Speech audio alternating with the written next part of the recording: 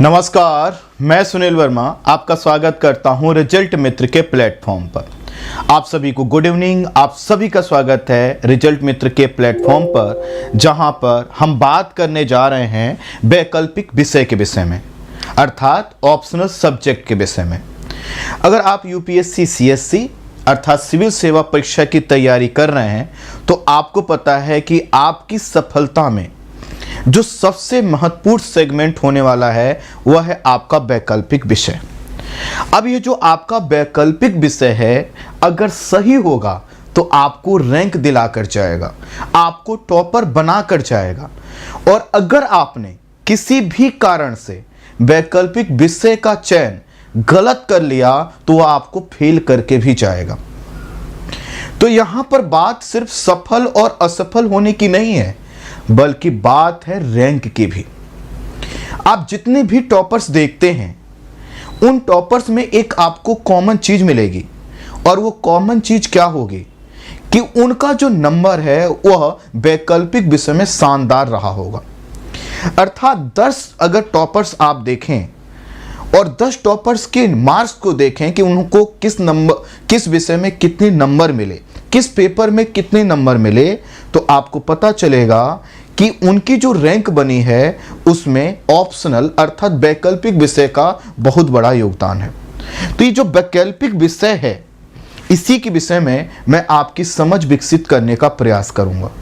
मैं यहां पर आपको समझाने का प्रयास करूंगा कि आपको वैकल्पिक विषय का चयन कैसे करना चाहिए, क्या क्या सावधानियां रखनी चाहिए।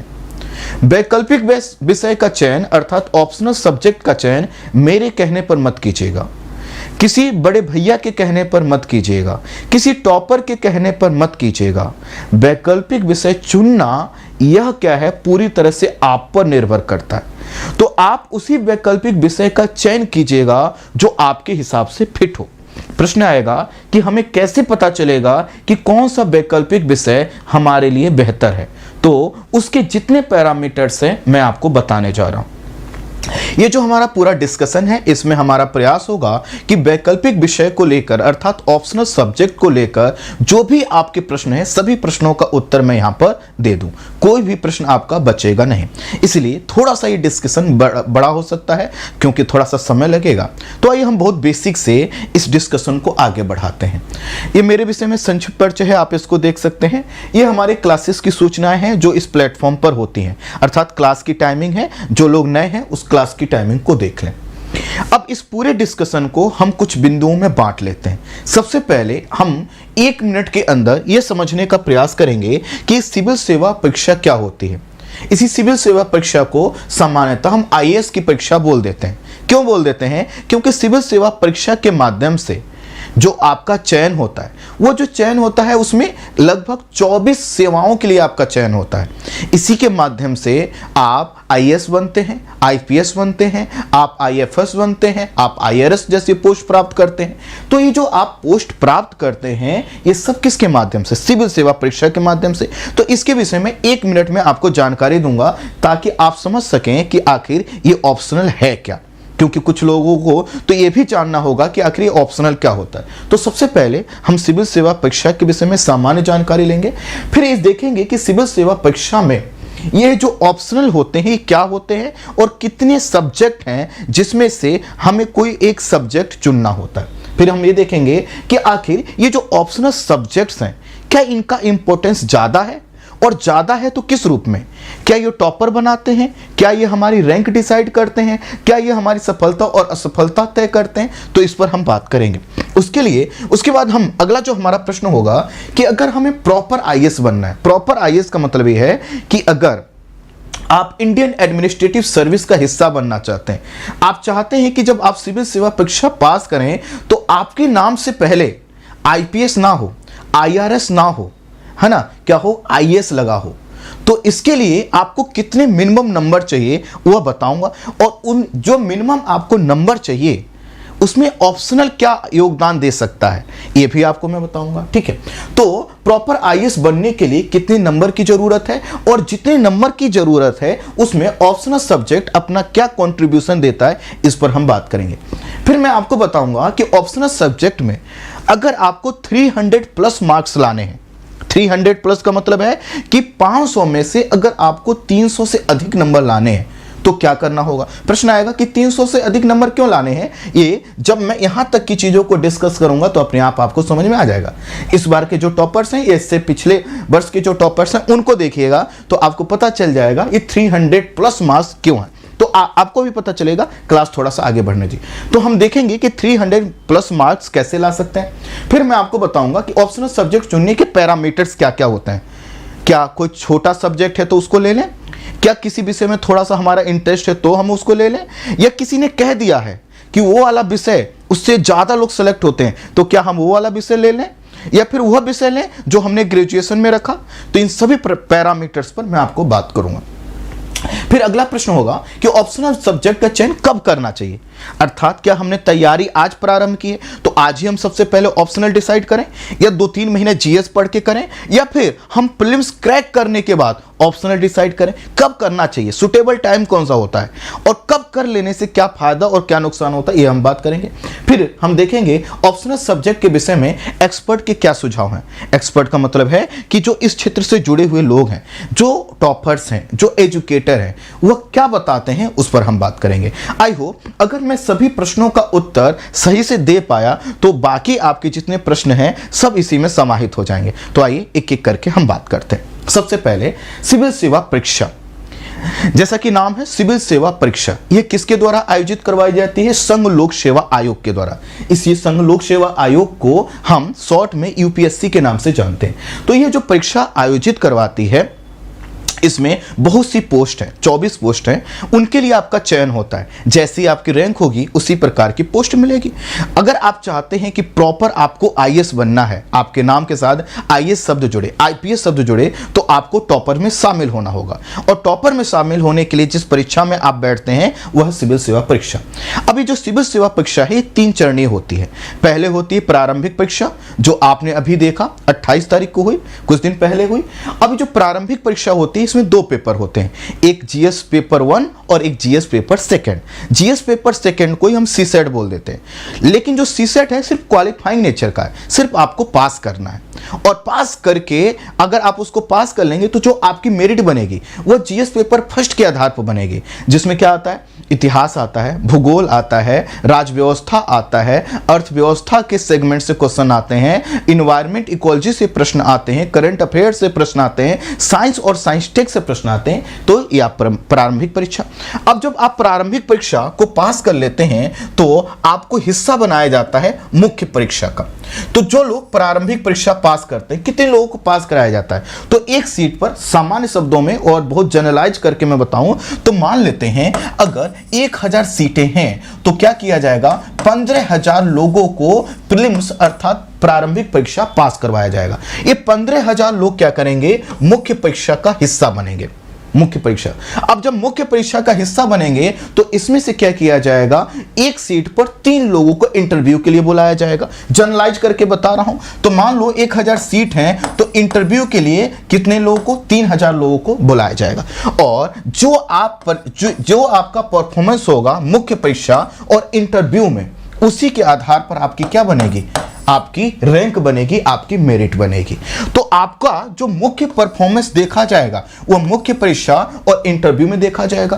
प्रीलिम्स तो क्या है, सिर्फ आपको भीड़ से अलग करने का एक माध्यम है। हाँ, ये दूसरी बात है कि इसी भीड़ के माध्यम में बहुत से लोग क्या हो जाते हैं, अलग हो जाते हैं। तो हमने देखा कि आपकी जो रैंक बनेगी यह मुख्य परीक्षा और इंटरव्यू के आधार पर बनेगी। और इसी मुख्य परीक्षा में आपका ऑप्शनल अर्थात वैकल्पिक विषय भी शामिल है।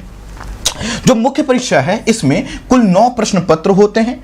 2 जो प्रश्न पत्र होते हैं सिर्फ क्वालिफाइंग नेचर के होते हैं। जैसे अगर आप हिंदी मीडियम से हैं, अधिकांश लोग होंगे, तो आपको एक कंपलसरी इंग्लिश पेपर को पास करना होगा, कंपलसरी है, हटा नहीं सकते। तो उसमें क्या करना होगा, सिर्फ 25% आप मार्क्स लेकर आइए, आप पास हो जाएंगे। ठीक इसी तरह से तो हिंदी मीडियम के स्टूडेंट 2 पेपर देते हैं जो कंपलसरी होता है, एक हिंदी का, तो हिंदी के से है ही है वो, तो उसमें पास हो जाते जाते हैं, वो फेल होते हैं इंग्लिश में, कंपलसरी इंग्लिश में।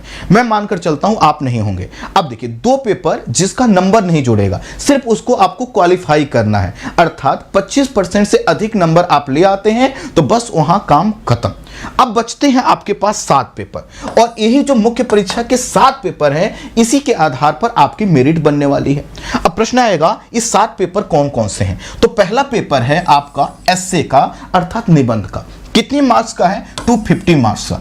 उसके बाद आपके पास आते हैं जीएस के 4 पेपर, जीएस के 4 पेपर, और प्रत्येक पेपर का जो मार्क्स है वो कितने का है? 250 मार्क्स का है। तो ये कितना हो गया? 1000 नंबर का आपका जीएस हो गया, 250 मार्क्स का आपका एस्से हो गया। फिर आपको क्या करना है? आपको मिलेंगे 2 पेपर, एक कोई आप वैकल्पिक विषय रखेंगे। कौन सा वैकल्पिक विषय रख सकते हैं? अभी मैं उसकी लिस्ट बताऊंगा। तो आप जो भी वैकल्पिक विषय रखेंगे, उसके एक विषय के 2 पेपर होते हैं, पेपर फर्स्ट, पेपर सेकंड। कोई भी वैकल्पिक विषय रखेंगे उसके 2 पेपर होंगे, और दोनों पेपरों का प्रत्येक पेपर का मार्क्स कितना है? 250 250। इसका मतलब कितना हुआ? ये हुआ 500। इन सबको जोड़ दीजिए तो कितना नंबर हुआ? मुख्य परीक्षा का जो टोटल मार्क्स होते हैं वो कितना होता है? 1750। 1750 नंबर की मुख्य परीक्षा है, जो लिखित है, जो कि डिस्क्रिप्टिव है, और इसमें आप जितना अच्छा प्राप्त करेंगे, आपके लिए जो आपका सिलेक्शन है उतना ही आसान हो जाएगा, और इसमें जितना अच्छा परफॉर्म करेंगे, आपकी रैंक भी उतनी ही अच्छी बनने वाली है। और उसमें भी यह जो सेगमेंट है ना, ऑप्शनल सब्जेक्ट जिस पर हम बात कर रहे हैं, इसका इंपॉर्टेंस सबसे ज्यादा है। इसका जो इंपॉर्टेंस है सबसे ज्यादा। क्यों सबसे ज्यादा है, मैं अभी आपको बताने वाला हूं। कुल मिलाकर 1750 नंबर में से 500 नंबर का आपके पास एक वैकल्पिक विषय है। एक वैकल्पिक विषय के 2 पेपर होंगे। इन दोनों में आप जितना अच्छा स्कोर कर सकते हैं, आपके लिए क्या है, उतना ही बेहतर है। अब देखिए, अब जब आपने मुख्य परीक्षा पास कर लिया तो हमने कहा आपको फिर कहां बुलाया जाएगा? इंटरव्यू देने के लिए। और जब इंटरव्यू देने के लिए बुलाया जाएगा तो यह जो इंटरव्यू है वो है 275 मार्क्स का। इसमें भी आप अच्छा करेंगे, और जब इसमें भी अच्छा कर लेंगे तो आपके टोटल मार्क्स देखे जाएंगे। ये देखा जाएगा कितना हुआ, इन दोनों को जोड़ दीजिए, इन दोनों को जोड़ देंगे तो 2025। अब 2025 में से जितना आपने जो नंबर प्राप्त किए हैं, उसी के आधार पर आपकी रैंक और मेरिट बनने वाली है। कितनी रैंक और मेरिट बनने वाली है, इसको थोड़ा सा टॉपर्स के माध्यम से देखिए। आप इस चीज को टॉपर्स के माध्यम से देखिए। हमने फर्स्ट रैंकर को यहां पर शामिल किया है, और फर्स्ट रैंकर को हम उनके नंबर आपको बता रहे हैं, जिससे जो लोग ये कहते हैं कि सर हमें फर्स्ट रैंक लेकर आना है, उनको पता तो चल जाए कि आखिर उनको नंबर कितना लाना है। तो हमने क्या कहा, 1750 नंबर का आपका मेंस है, और आपका देखिए यहां पर ध्यान से देख लीजिए, कंफ्यूज मत होइएगा। 1750 नंबर का मेंस का पेपर और 275 मार्क्स, 275 नंबर का इंटरव्यू। तो यहां पर क्या कीजिए, हम इसको भी लिख देते हैं, 1750 नंबर ये और 275 नंबर किसके? इंटरव्यू के। और इसी में जितना नंबर आपका होगा, उसी के आधार पर आपकी रैंक बनेगी। अब देखिए, इसी में जब क्या होता है, हर साल जब पेपर होता है तो लगभग अगर देखा जाए तो जो सबसे अधिक नंबर प्राप्त करते हैं, उनमें एक कॉमन चीज होती है, उनका जो मेंस में नंबर होता है वो काफी अच्छा होता है।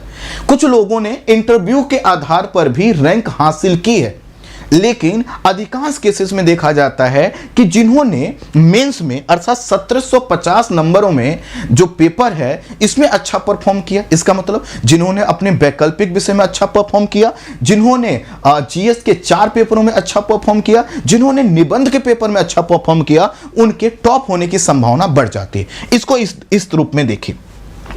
यहां पर हमने फर्स्ट रैंकर लिया है। ये जितने भी टॉपर्स हैं, कौन से हैं? ये फर्स्ट रैंकर हैं, और फर्स्ट रैंकर वर्ष वाइज हमने दिखा है। आप यहां से जर्नी स्टार्ट करते हैं टीना डाबी से। इनका नाम आपने काफी ज्यादा सुना होगा, हाल के समय में चर्चा में बनी हुई थी। अब आप यहां पर देखिए, इन्होंने कितने नंबर प्राप्त किए हैं? 868। नंदिनी है ना 927, अनुदीप 950, कनिष्क कटारिया 942। आप इनके नंबर्स देखते जाइए, यहां पर देखिए। और यहां पर इशिता किशोर है, इनका भी देख लीजिए। अर्थात 2022 तक के टॉपर्स को हमने यहां पर दिखाया। इनके नंबरों को देखेंगे तो आप अगर इसको जनरलाइज करें, ध्यान करना, अगर आप जनरलाइज में इसको करूं तो 875 से 915 के बीच में ये लोग नंबर लेकर आ रहे हैं। किस में? रिटेन में। रिटेन का मतलब क्या है? 1750 में। किस में से? 1750 में। अब फिर इनको क्या होता है? इंटरव्यू। अब देखिए, इंटरव्यू आपके हाथ में नहीं है।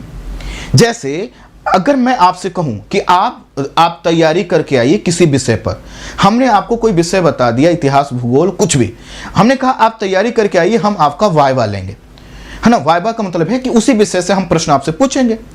अब मेरे दिमाग में कितने भी जटिल प्रश्न हैं मैं आपसे पूछ सकता हूं। हो सकता है आपने तैयारी की हो ना की हो, तो आपके लिए दिक्कत हो सकता है। जब पूछने का अधिकार मेरे पास है, मैं कहीं पर आपको फंसा सकता हूं। तो इंटरव्यू जो होता है, आप समझिए 5 लोग आपके सामने बैठे हैं, और जब 5 लोग आपके सामने बैठे हैं, उनके दिमाग में क्या चल रहा है वो कुछ भी पूछ सकते हैं।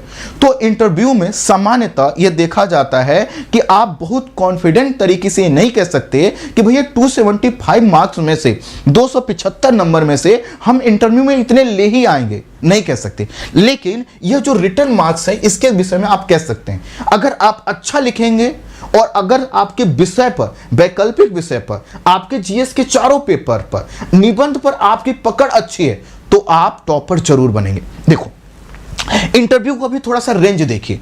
यहां पर देख सकते हैं टीना डाबी को 195 नंबर, यहां पर 193 नंबर। इन लोगों का जो रैंक मिला है वो इंटरव्यू का बहुत बड़ा योगदान है। लेकिन यहां पर अगर आप नंबर देखेंगे, खासकर यहां तक ये नंबर देखिए, तो आपको पता चलेगा इनके टॉप करने में जो सबसे ज्यादा योगदान है वो किसका है? मेंस का। और मेंस में भी अगर आप देखेंगे तो ऑप्शनल विषय का कंट्रीब्यूशन, योगदान क्या होगा? ज्यादा मिलेगा। यहां पर फिर से आप देख सकते हैं इंटरव्यू ने क्या किया, इंटरव्यू में इन्होंने कमाल किया। अब टोटल मार्क्स भी थोड़ा सा देख लीजिए। हमने कहा 1750 नंबर का मेंस है, 275 मार्क्स का इंटरव्यू है, और इनको जोड़ देंगे तो 2025 नंबर का आपका हो गया। कि अगर आपको यहां पर लग रहा हो कि अगर हम 50% नंबर कहां पर? मेंस और इंटरव्यू में मिलाकर 50% नंबर अगर हम ले आते हैं तो टॉप करने की पॉसिबिलिटी बढ़ जाती है। आप देखिए, इनके नंबर को देखिए, यहां पर देखिए, यहां पर देखेंगे तो 1100, यहां पर जो रेंज है आपको 1120 की है, लेकिन यहां पर 1063 है। फिर इधर की ओर आइए, यहां पर देखेंगे तो एवरेज जो है वो 1060 नंबर, और फिर से यहां पर आएंगे तो लगभग 1100 नंबर, इतना नंबर लाना है। इसका मतलब है कि 50 से लेकर अगर 55% आपके मार्क्स आते हैं तो आप टॉप करोगे। अब आपको लगेगा अरे ये तो बड़ा आसान है ना, इन्होंने किया तो हम भी क्या करेंगे? नंबर ले आएंगे। सबको इतने नंबर मिल रहे हैं, हमको नहीं, सबको नहीं मिले थे। हर साल पेपर में कितने लोग फॉर्म जो भरते हैं वह 13 से 14 लाख लोग फॉर्म भर रहे हैं प्रीलिम्स का। देते कितने हैं? 8 लाख, लगभग 8 से 9 लाख लोग प्रीलिम्स दे रहे हैं। उस 8 से 9 लाख में एवरेज में बता रहा हूं 15,000 लोग प्रीलिम्स पास कर रहे हैं। इन 15,000 में से 3,000 लोगों को हर साल इंटरव्यू में बुलाया जा रहा है, और उनमें से हर साल औसतन, मान लो औसत ले रहा हूं, 1,000 लोग क्या कर रहे हैं? पास हो रहे हैं। लेकिन 1,000 में टॉपर कौन बन रहे हैं? 5 या 10। तो अगर आपको ये 5 और 10 में शामिल होना है तो आपको जो करना होगा, मेहनत यहां पर करना होगा। ये जो रिटन मार्क्स हैं, जिसको हम मेंस का पेपर बोलते हैं, यही आपकी रैंक में क्या करेगा? इंपॉर्टेंट रोल प्ले करेगा। जिसने मेंस को साध लिया, मेंस को अपने साथ कर लिया, समझ लो टॉपर बन गया। और जिसने मेंस को गड़बड़ कर दिया, तो उसका, चूंकि मेंस कैसे गड़बड़ हुआ है, आपका जो सब्जेक्ट है, आपका जो सिलेबस है, आपकी जो पकड़ उस पर नहीं होगी। देखो, अगर आप मेंस के सिलेबस को अच्छे से पढ़ें, इसका मतलब क्या है? आप अच्छे तरीके से लिख देंगे और अच्छे तरीके से बोल देंगे। लिखना कहां पर? यहां पर। तो जब आपका यह गड़बड़ हो रहा है, इसका मतलब समझ लीजिए इंटरव्यू भी गड़बड़ होगा। क्यों? क्योंकि जब आपने यहां पर अच्छे तरीके से पढ़ा होता तो लिखते भी अच्छा, और जब लिख नहीं पा रहे हो, लिख कर नहीं समझा पा रहे हो, तो बोलकर आप बहुत अच्छा समझा जाओ, इसके चांसेस कम है। इसीलिए जब आप क्या करते हैं, मेंस अच्छा करते हैं, तो अपने आप आपका इंटरव्यू भी अच्छा हो जाता है।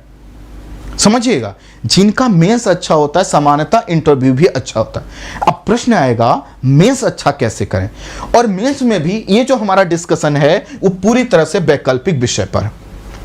अब मैं आपको थोड़ा सा बता देता हूं कि आखिर कौन कौन से, जैसे कि हमने देखा यहां पर देखिए, हमें क्या है, एक ऑप्शनल एक वैकल्पिक विषय लेना है। एक सूची अब मैं आपको दिखा रहा हूं, इस सूची में से कोई एक विषय ले लीजिएगा, उसके 2 पेपर आपको देने हैं और दोनों पेपर हैं 250 मार्क्स 250 मार्क्स के, अर्थात 500 मार्क्स का ये आपका ऑप्शनल का पेपर है। अब इसमें से अगर आप 300 प्लस नंबर ले आते हैं, 300 प्लस नंबर ले आते हैं, तो मानकर चलिएगा आप फर्स्ट रैंकर बनने की ओर आगे बढ़ चुके हैं, टॉप करने की ओर आगे बढ़ चुके हैं। हो सकता है आप 310 लेकर आए और कोई 320 भी लेकर आए, तो ये क्या होगा, ये टॉप करेगा।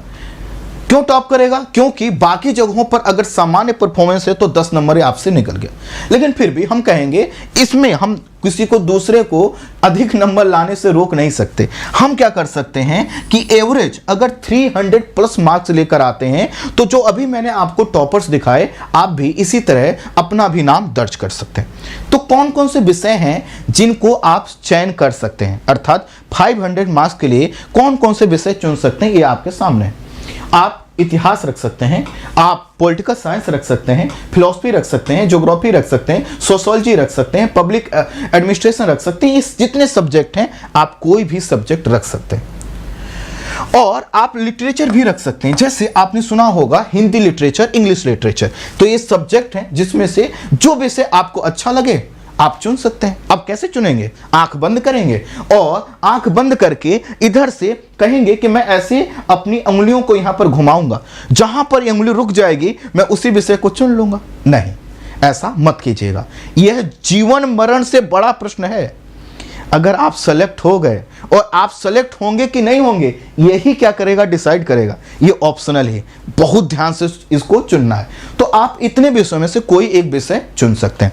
अब कई लोग कहते हैं कि सर लिटरेचर क्या होता है? लिटरेचर देखिए, जैसे आप सब लोगों ने हिंदी लिटरेचर सुना होगा, संस्कृत सुना होगा, तो हिंदी साहित्य, संस्कृत साहित्य, आपके पास साहित्य का भी कई विकल्प हैं। आप इतने साहित्य में से भी कोई एक विषय ले सकते हैं। इसका मतलब ये नहीं कि यहां से एक लेना है, यहां से लेना है, नहीं, आप इसमें से या इसमें से एक सब्जेक्ट ले लीजिए। जैसे यहां पर लिखा है लिटरेचर, तो लिटरेचर कई प्रकार के होते हैं ना, हिंदी लिटरेचर अलग है, इंग्लिश लिटरेचर अलग है ना, जो है कि संस्कृत लिटरेचर अलग। तो इस लिटरेचर में से आप कोई भी ले सकते हैं। तो इस तरह से इतने विषय हैं, इनमें से ले सकते हैं। अब प्रश्न आएगा हम कौन सा विषय लें, तो ये कैसे डिसाइड होगा, ये आगे आइए ये बताता हूं। अब सबसे पहले आप एक चीज समझिए कि वर्तमान समय में ये जो पेपर का नेचर है ये कैसा है, और इसमें ऑप्शनल का जो योगदान है वो हमें किस रूप में देखने को मिलता है।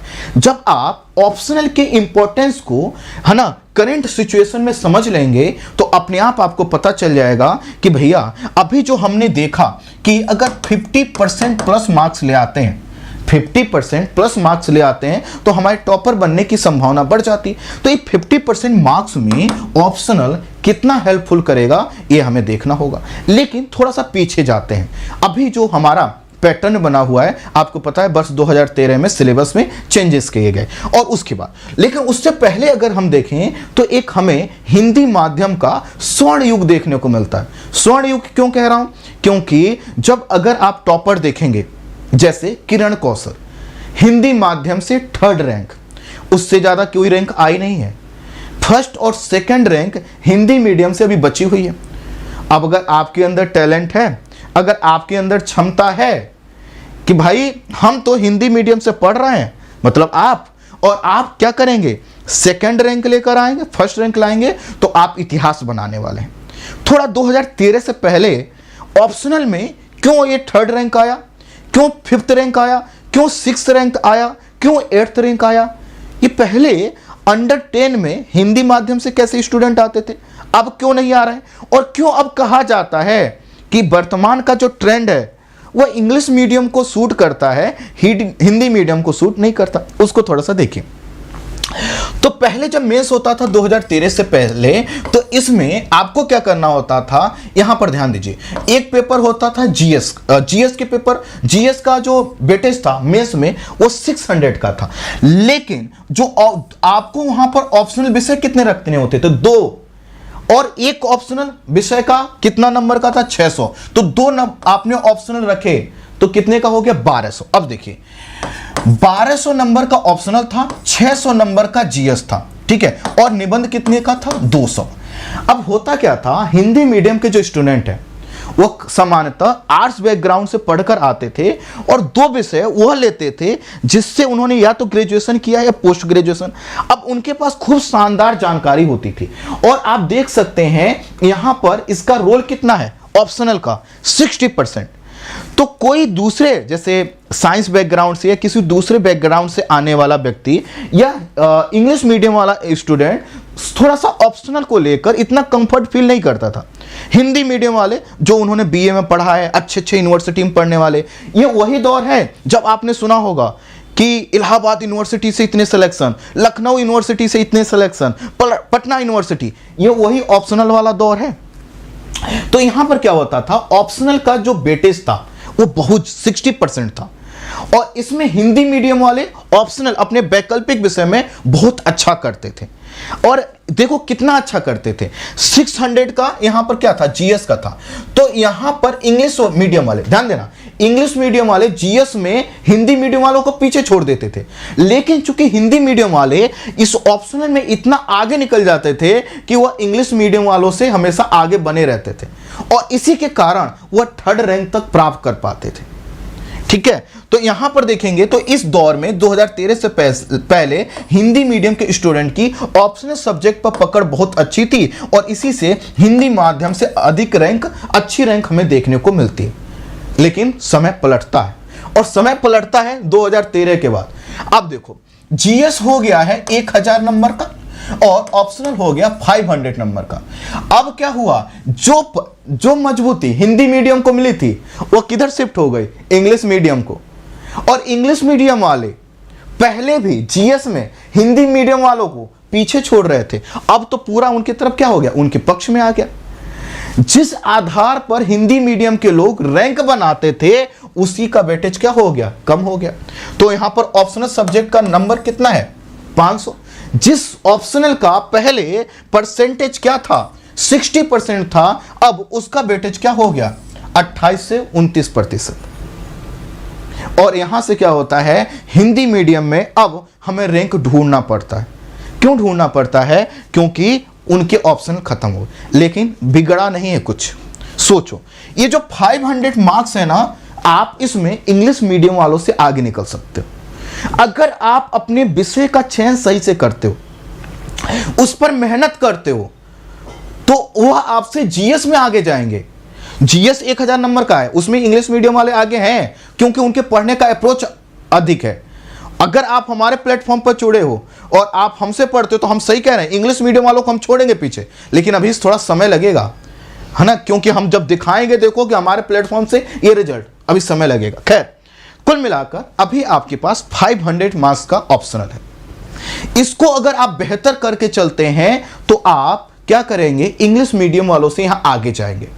और जब इंग्लिश मीडियम वालों से यहां पर आगे निकलेंगे तो जो वह जीएस में आपसे आगे निकल रहे थे उसको थोड़ा सा कवर कर लेंगे और आप अब भी रैंक बना सकते हैं। लेकिन ध्यान देना होगा, अभी आपका जो 500 का ऑप्शनल है इसका चयन बहुत सावधानी से करना होगा, क्योंकि आपने देखा होगा बहुत से विद्यार्थी 2 साल 3 साल तैयारी करने के बाद ऑप्शनल चेंज करते हैं, तो बहुत बड़ी मिस्टेक उनसे होती है। क्या मिस्टेक होती है मैं आगे बताऊंगा।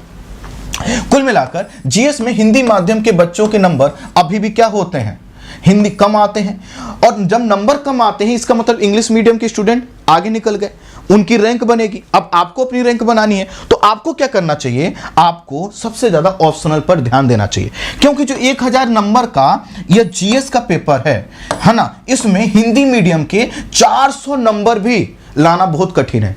क्या मैंने बोला, देखो 4 जीएस के पेपर हैं और कितने का है, 250 मार्क्स के। हर पेपर में आपका 100 या 110 105 नंबर लाना आपके लिए कठिन हो जाता है। इंग्लिश मीडियम वाले यहां पर आपको 50 से 60 नंबर पीछे छोड़ देते हैं।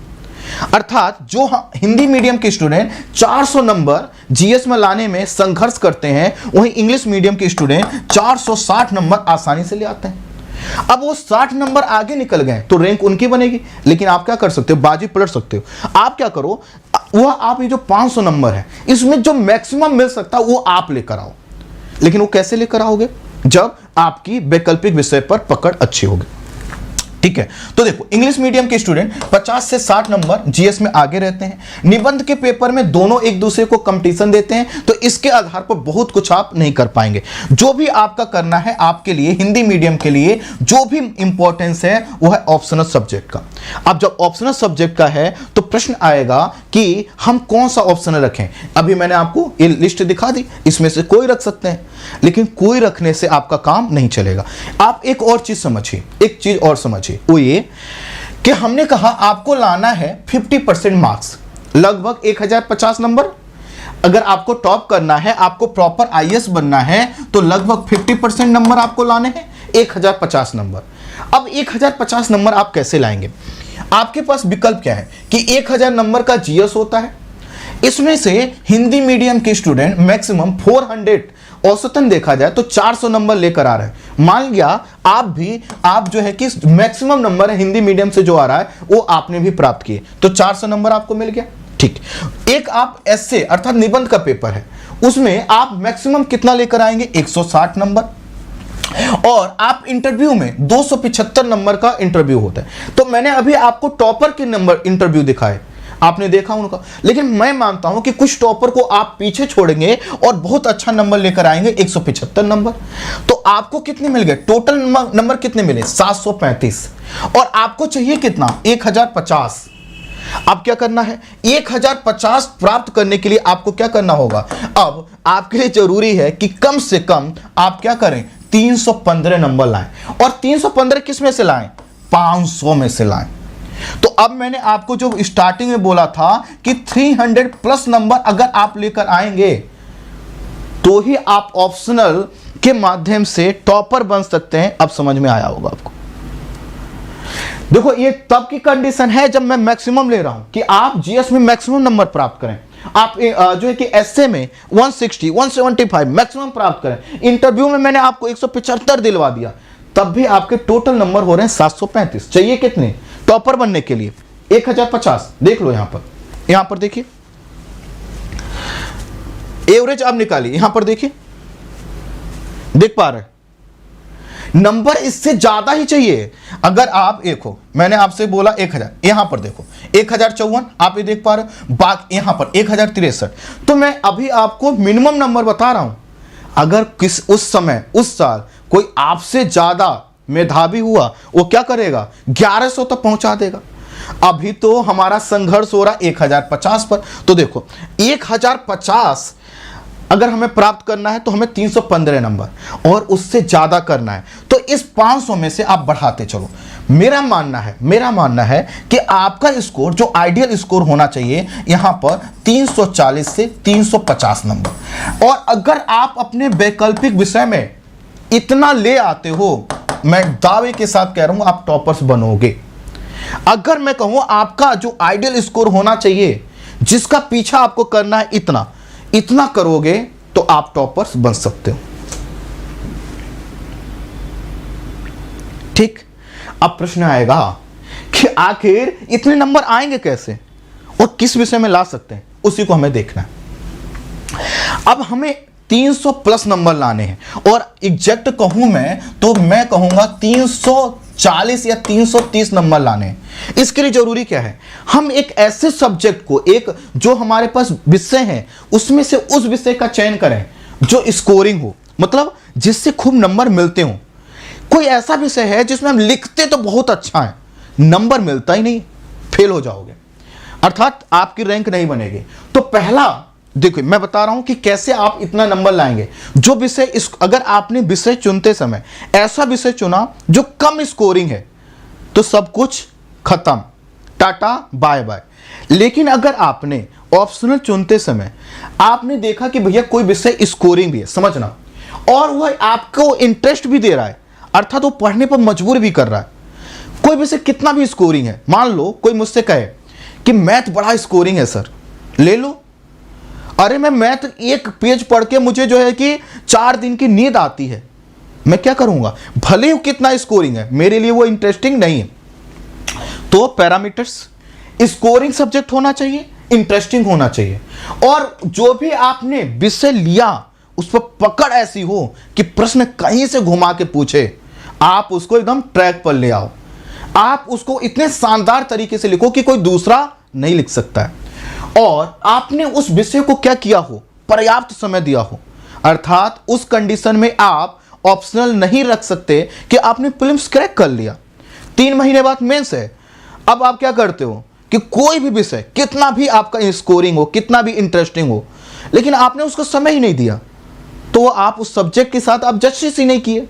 और जब आपने उस सब्जेक्ट के साथ जस्टिस नहीं किया, उसके साथ उसको समय नहीं दिया, तो क्या हुआ, वो सब्जेक्ट इंटरेस्टिंग और स्कोरिंग होते हुए भी खत्म। ठीक है, तो सब्जेक्ट को आप पर्याप्त जब समय देंगे, सब्जेक्ट स्कोरिंग होगा, इंटरेस्टिंग होगा, उस पर आपकी पकड़ मजबूत होगी, आपने बहुत ज्यादा लिखने का प्रयास किया होगा और आपके उस विषय की भाषा पर पकड़ होगी। भूगोल लिखते हो, इतने शानदार तरीके से लिखो, फिलॉसफी लिखते हो, शानदार तरीके से लिखो, समझा के लिखो, सरल शब्दों में लिखो, हिंदी साहित्य है, इतिहास है, कोई भी आपकी उसकी उस विषय की भाषा पर पकड़ हो और आप बड़ी बड़ी बातों को छोटी छोटी लाइनों में कहने की क्षमता अगर रखते हैं, तो आप क्या करेंगे, 310 भी लाएंगे, 330 भी लाएंगे और 350 भी लेकर आएंगे। और 300 से ऊपर जैसे जैसे बढ़ेंगे, नंबर नहीं बढ़ रहे हैं, रैंक बढ़ रही है, आपकी रैंक बढ़ रही है। अब प्रश्न आएगा कि आखिर ऑप्शनल सब्जेक्ट के चुनने के पैरामीटर्स क्या क्या होने चाहिए। तो पहली चीज तो मैं क्लियर कर दूं, आप बचपना छोड़ दीजिए। आप में से बहुत से लोग, सर हमारे बुआ के दोस्त के भैया ने यह विषय बताया है, कुछ नहीं होगा। मैं कहूं कि मेरे बगल में बैठा हुआ व्यक्ति जिसको मैं 10 साल से जानता हूं, वह मुझसे कहे कि भाई मैं एक्स विषय पढ़ता हूं, मुझे बड़ा मजा आता है, तुम ये रख लो, तब भी मैं नहीं रखूंगा। क्यों? पता नहीं एक्स विषय में, एक्स विषय मेरे लिए स्कोरिंग होगा कि नहीं। क्यों? मैथ्स उसके लिए स्कोरिंग है, मेरे लिए नहीं हो सकता है, उसके लिए इंटरेस्टिंग है, मेरे लिए नहीं हो सकता है। ठीक है, तो क्या क्या पैरामीटर्स हैं उसको देखिए, बहुत ध्यान से देखिएगा। किसी विषय को चुनने के जो पैरामीटर्स हैं, उसमें सबसे ज्यादा मैंने वेटेज जो दिया है वह विषय का क्या होना चाहिए, स्कोरिंग होना चाहिए। इसका मतलब है कि ए और बी 2 विषय हैं और मुझे ए में भी समान इंटरेस्ट है और बी में भी। इसमें एवरेज जो नंबर आते हैं, ध्यान देना, वो 260 आते हैं और बी में एवरेज जो नंबर आते हैं वो 305 या 310 आते हैं। मैं क्या करूंगा, मुझे बी चुनना चाहिए। तो जो सबसे ज्यादा इंपॉर्टेंस आपको देना चाहिए वह विषय के स्कोरिंग होने पर पहला। लेकिन सिर्फ एक पैमाना यह नहीं है, एक पैमाना नहीं है, वो विषय स्कोरिंग। अब मान लो आपको पता चला कि 4 से 5 ऐसे विषय हैं जिनमें नंबर बड़े अच्छे उठ रहे हैं, फिर प्रश्न आएगा कि दूसरा पैमाना।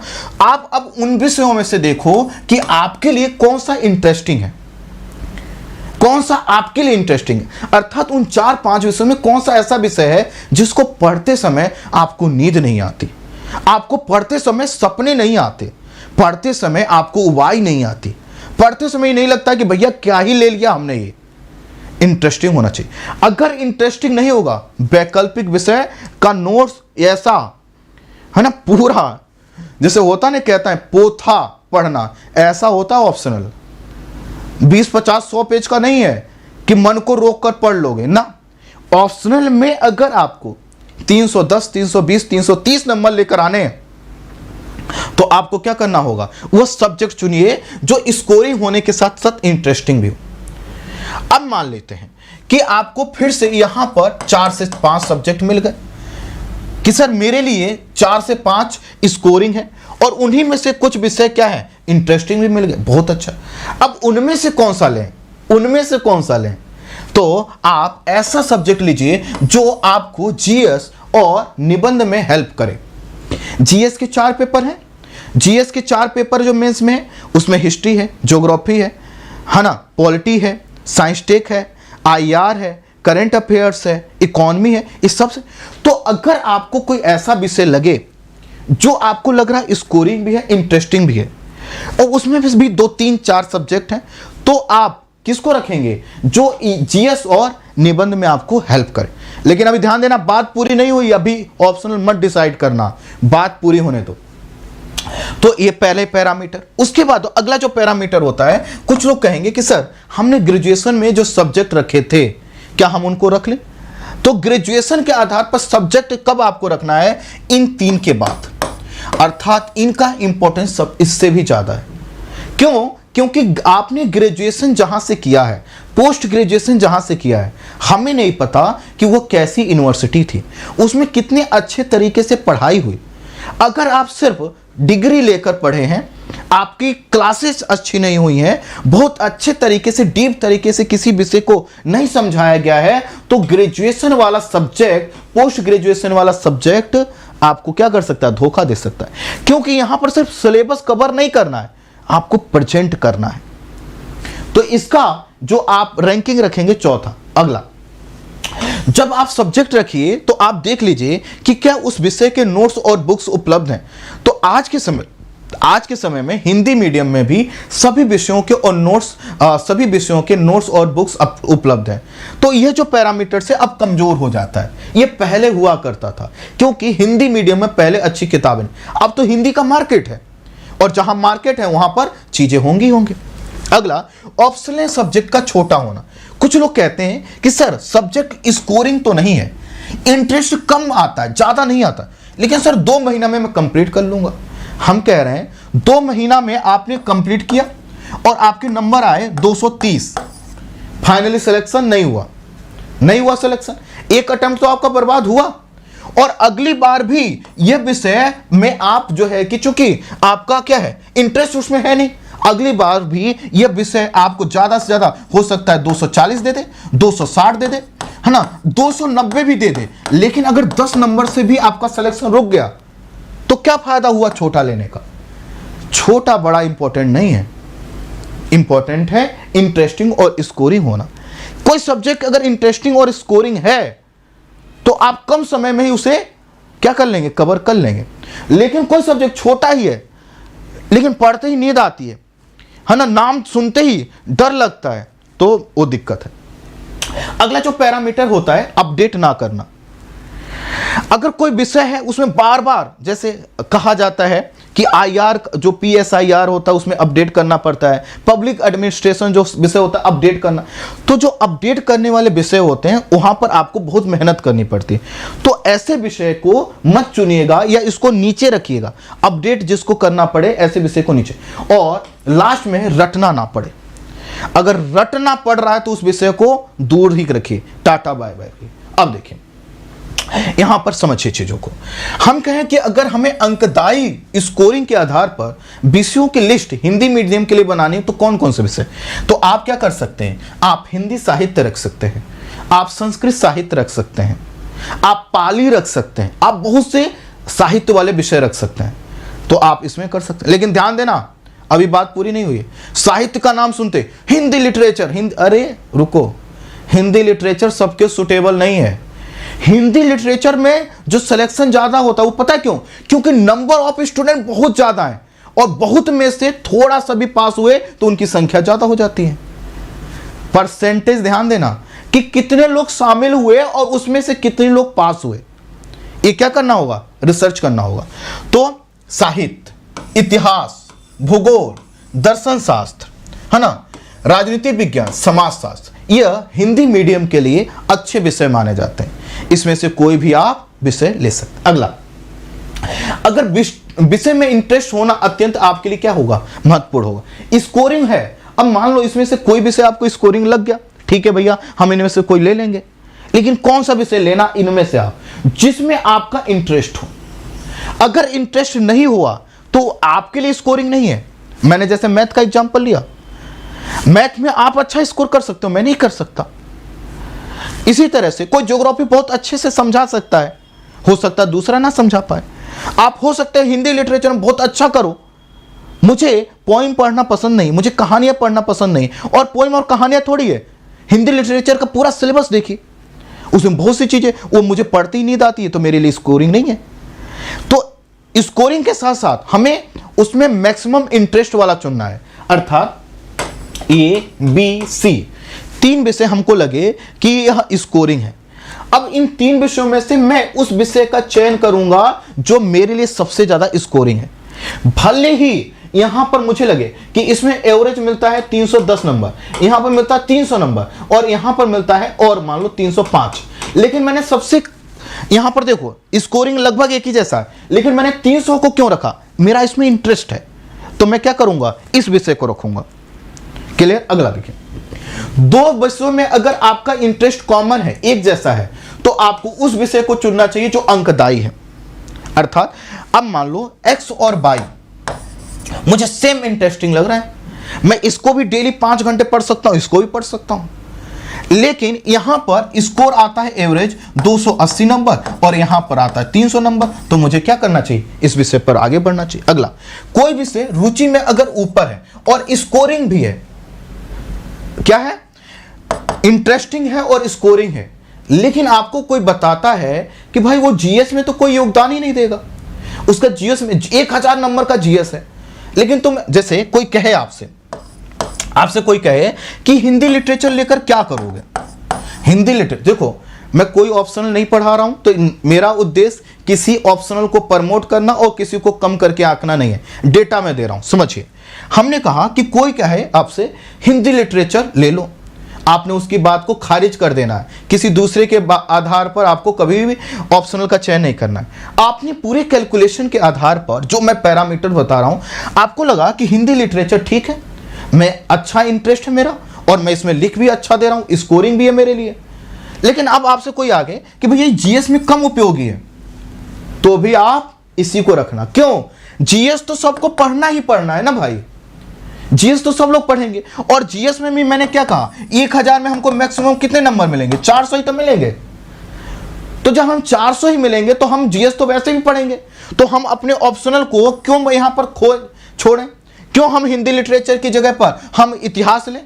लेकिन ध्यान दो, अगर हमें यह लगे कि भैया कोई विषय कॉमन स्कोरिंग है और इंटरेस्टिंग ठीक है, इंटरेस्टिंग भी कॉमन स्कोरिंग है, मतलब जैसे मान लो ए बी सी, स्कोरिंग के मामले में ए बी सी 3 समान स्कोरिंग है और इंटरेस्ट में भी मेरा इसमें ऐसे ही है, और मैं इसमें से कोई, ये तीनों चूंकि समान इंटरेस्ट के हैं ए बी सी, तो इसमें से कौन सा चुनूं?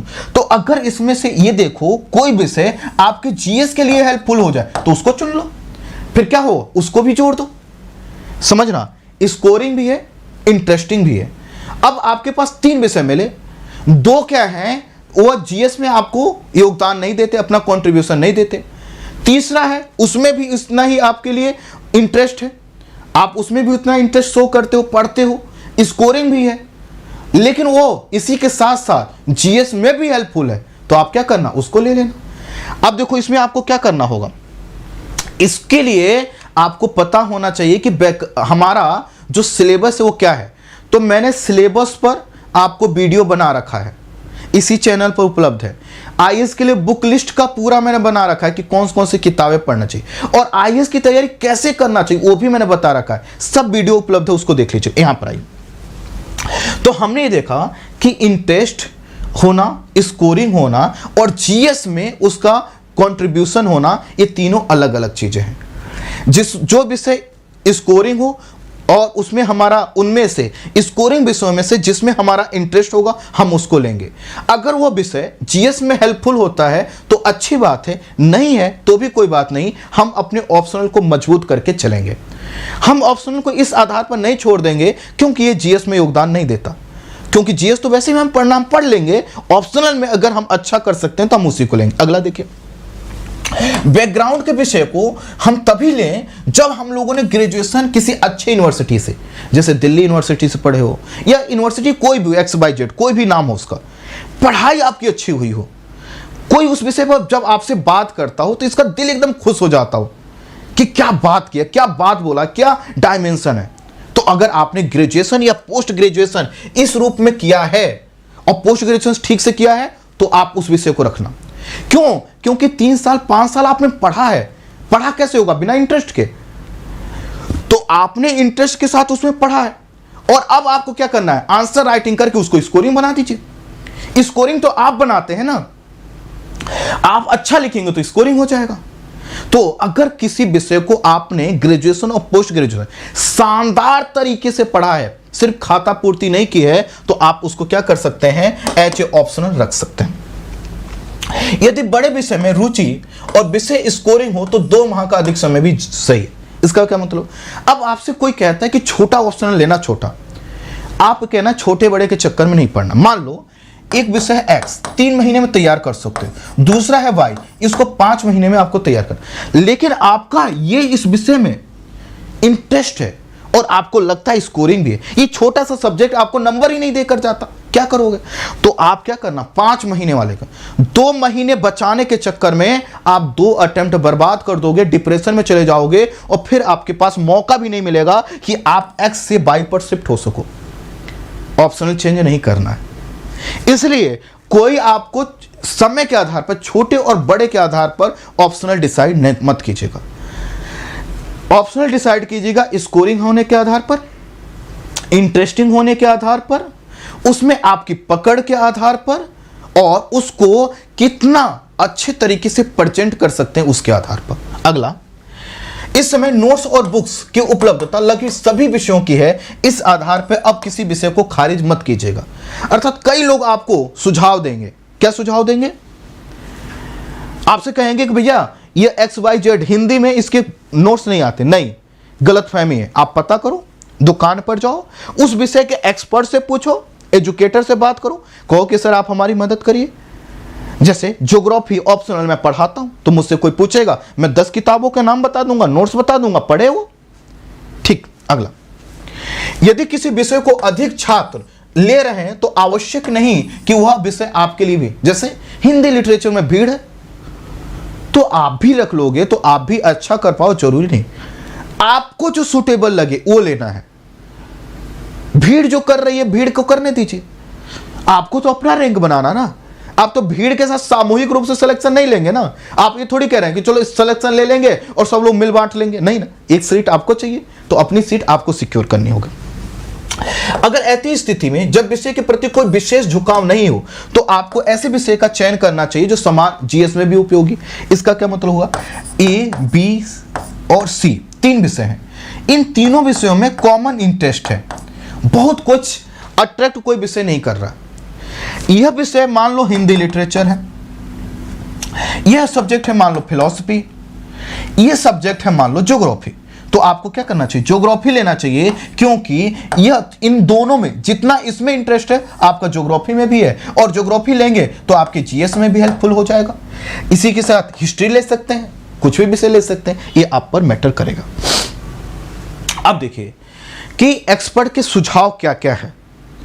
तो वैकल्पिक विषय का जो चयन के सुझाव, पहला जो शर्त है वो ये है कि वैकल्पिक विषय का चयन है ना, एक दिन या एक रात में नहीं करें, एक दिन या रात में नहीं। बहुत से लोग क्या करते हैं, एकदम तनाव में आ जाते हैं, और इतना तनाव में आ जाते हैं कि उनको लगता है कि आज ही रात में डिसाइड कर लूंगा तो कल से मैं पढ़ना चालू कर दूंगा या पढ़ना चालू कर दूंगी। आज जो भी टेंशन लेना है, आज जो भी सोचना है, आज की रात हमारी कयामत की रात होगी और कल से हम ऑप्शनल पढ़ना। इसको बोलते हैं मूर्खता, और मूर्खता करके आप टॉपर नहीं बन सकते, सेलेक्ट नहीं हो सकते। तो जो भी आपको विषय लेना है एक दिन रात में नहीं, आप इस पर कई दिनों तक विचार कीजिए, और विचार कीजिए भाव के आधार पर नहीं, डाटा के आधार पर। आप ये देखिए कि भाई किसी विषय को जो मैं ले रहा हूं उसमें औसतन स्कोर कितना आता है, उसमें मेरा झुकाव किधर की, उस विषय में मेरा झुकाव कितना, इंटरेस्ट कितना बन पा रहा है। उसके पुराने प्रश्नों को देखिए, पिछले वर्ष के प्रश्नों को देखिए, आप उस विषय से जुड़े हुए कुछ लोगों से बात कीजिए, और जब सभी तरह से सुनिश्चित हो जाए तब आपको चयन करना चाहिए। फिर अगला, आपको वैकल्पिक विषय का जो चयन है वो कभी भी स्टार्टिंग में नहीं करना चाहिए, स्टार्टिंग में नहीं करना चाहिए। कब करना चाहिए, जब आपने जीएस को कम से कम 3 से 4 माह पढ़ लिया हो।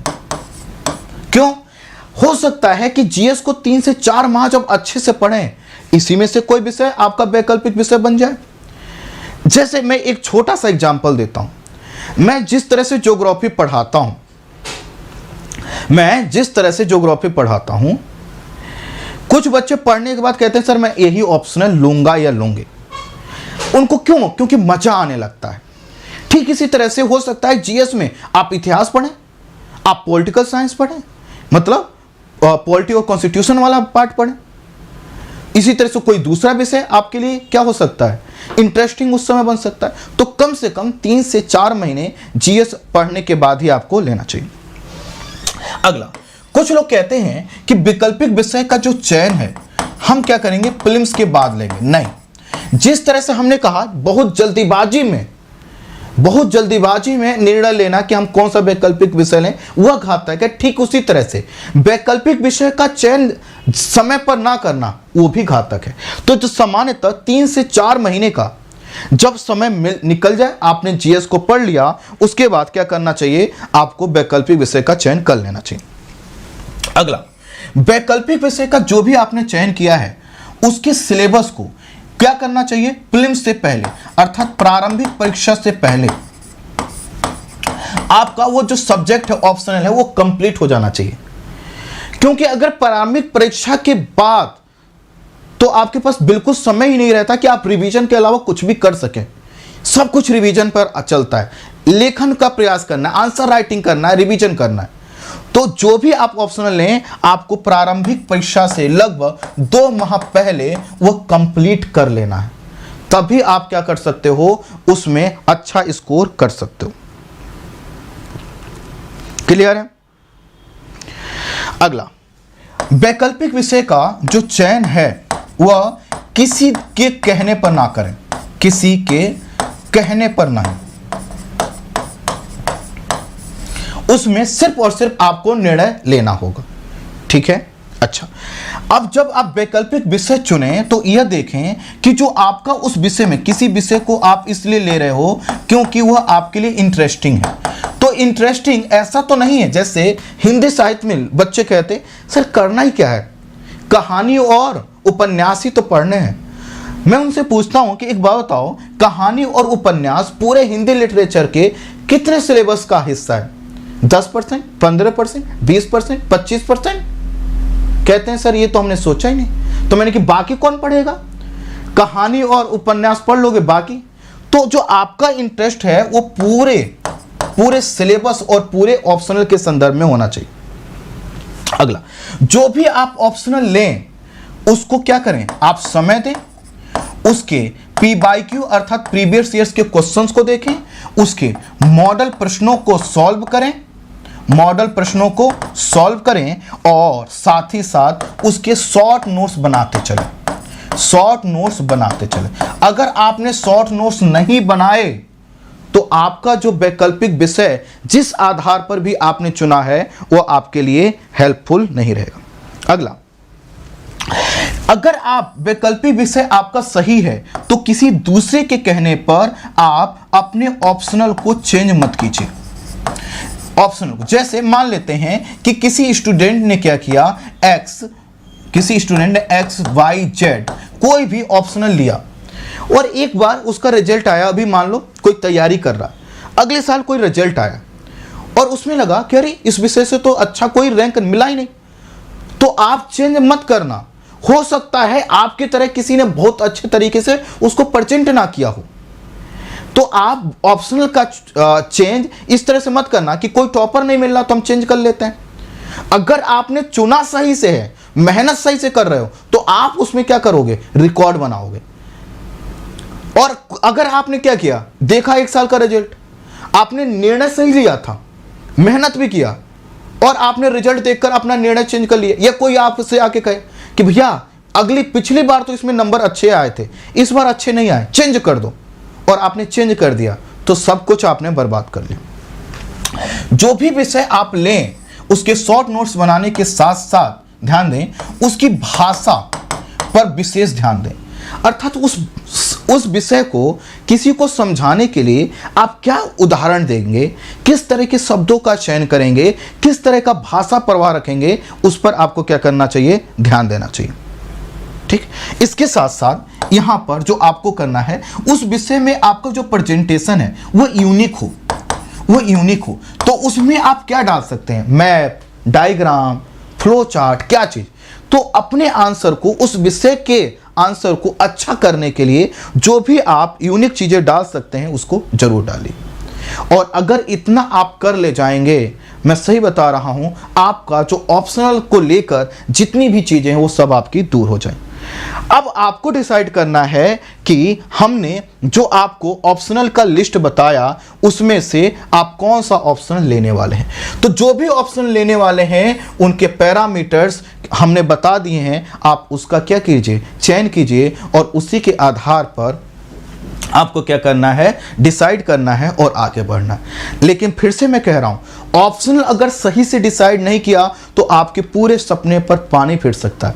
इसलिए आराम से धीरे धीरे इस पर विचार कीजिए और तार्किक तरीके से डेटा के आधार पर एक्सपर्ट से बात करके, अपनी चीज़ों का परीक्षण करके, अपने इंटरेस्ट को देखकर, अपने प्रेजेंटेशन को देखकर तब क्या कीजिए, इस विषय का अर्थात ऑप्शनल का चयन कीजिए। क्या हम इस चीज को समझ पाए होंगे? जरूर समझ पाए होंगे। चलिए मिलते हैं नेक्स्ट क्लास में। अगर सेशन पसंद आया हो तो दोस्तों के साथ अधिक से अधिक शेयर कीजिएगा और आप मुझसे सोशल मीडिया पर जुड़ सकते हैं हमारे प्लेटफॉर्म के माध्यम से। सभी social media handles, Telegram channel का लिंक वीडियो के डिस्क्रिप्शन में है, वहीं पर हम इसका भी PDF डाल देंगे, आप वहां से प्राप्त कर लीजिएगा। Thank you so much. Good night.